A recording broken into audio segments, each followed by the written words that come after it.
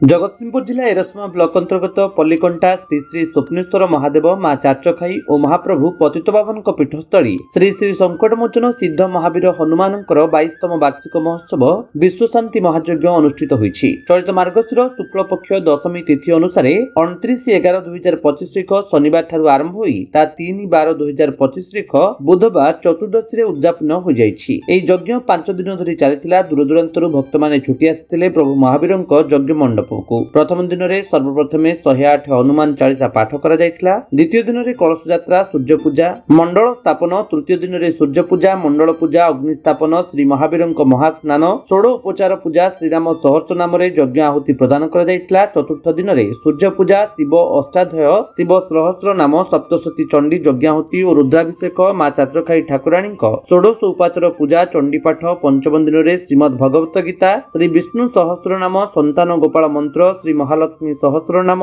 यज्ञाहुति, पूर्णाहुति और समस्त भक्त मानक पई प्रसाद सेवनर व्यवस्था करा जायतिला। प्रत्येक संध्यारे सांस्कृतिक कार्यक्रम गायक तत्व विभूषण लंबोदर बेहरा और गायक प्रवीर सनातन दास द्वारा पाला परिवेषण करा जायतिला। एई महोत्सव रे उक्त पंचायतर सरपंचक प्रतिनिधि श्रीयुक्त संजय कुमार स्वाई, पंचायतर पूर्वतन सरपंच, समाजसेवी तथा पूर्वतन पीसीसी सभ्य श्रीयुक्त ध्वजराज खंडवाल, मुनाबाबू उपस्थित रही संकटमोचन हनुमानकर आशीर्वाद कृपा लाभ करथिले। एरसमारू नृसिंह मल्लिक रिपोर्ट, विश्व विजयी न्यूज ओडिशा।